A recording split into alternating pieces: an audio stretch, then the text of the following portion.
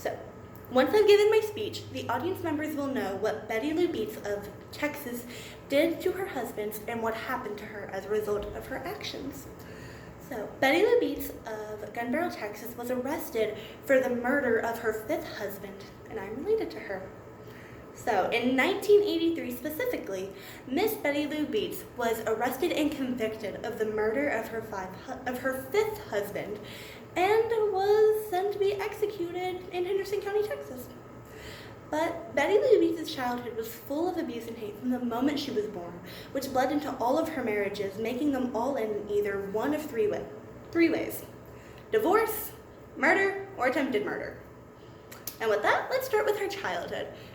Set the scene in 1937, North Carolina. Betty was born to very poor parents, and at the age of 3, she had a case of the measles, which took her hearing in her right ear and left her hearing impaired in her left ear. And when she was 5 years old, she claimed that her father sexually abused her. And when she turned 12 to 13 years old, her mother was institutionalized for unknown reasons, leaving the young Betty to raise her siblings in her mother's place. But when she turned 15 or 16, she left home to get married to her first husband, Robert, and had their children together. But after so many years of having to raise her siblings and raise her children, Betty was tired of it. She wanted to go party and be a teenager again. And so, in wanting to do this, she divorced her first husband, moved to Texas, got a job at a bar, and met all of her future husbands at said bar. But at this bar she worked at, it was in Gun Barrel City, Texas specifically. And she was known to be very nice, very bubbly. Everyone loved her. Nobody thought she could even hurt a fly. She was so nice. But consequently, meeting her 5 husbands at a bar doesn't really equal healthy relationship. It really doesn't, unfortunately. And so with this, she attempted to kill her second husband by shooting him in the back of the head with a .38 revolver. She shot him twice, he survived, filed for divorce, and left. Her third husband, she didn't try to shoot him. She tried to run him over with his own car.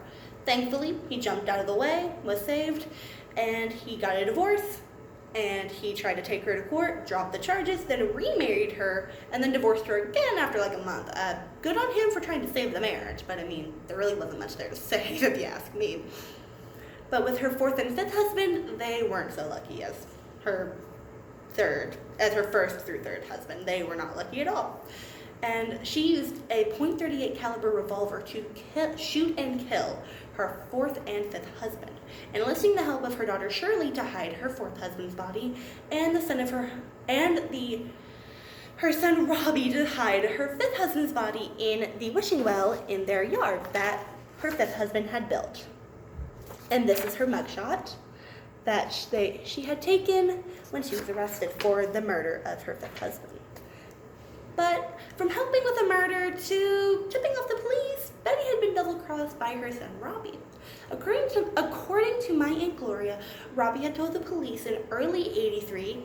The police went, exhumed the bodies, found enough evidence in the case, made a case, arrested and convicted Betty in late '83, and the rest is history. She had been in jail up until the reinstatement of the the execution law, and she became only the 2nd woman in Texas to be executed. I think that's pretty cool, at least. And in the book, Irene Pence's book, Buried Memories, Irene Pence coins the term Black Widow for Betty Louis Beets. And the term Black Widow is typically only ever reserved for women who kill their spouses for financial gain. And what Betty had done, she had murdered her 4th and 5th husband for their retirement and for all of their money in their house.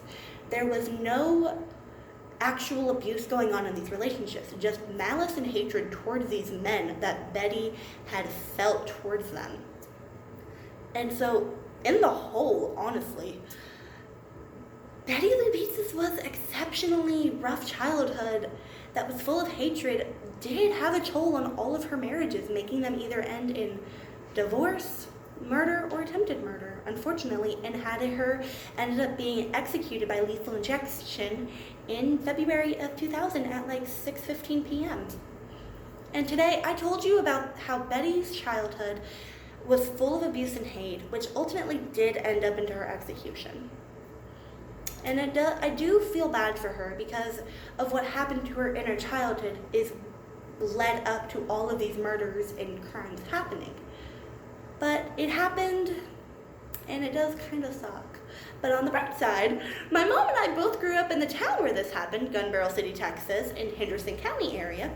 And not only that, I am related to the Black Widow of Texas herself. So if you want to see the bright side of this, I have a fun story to tell people at parties. So that's all I got. And here is my note page. There you go. And that is all.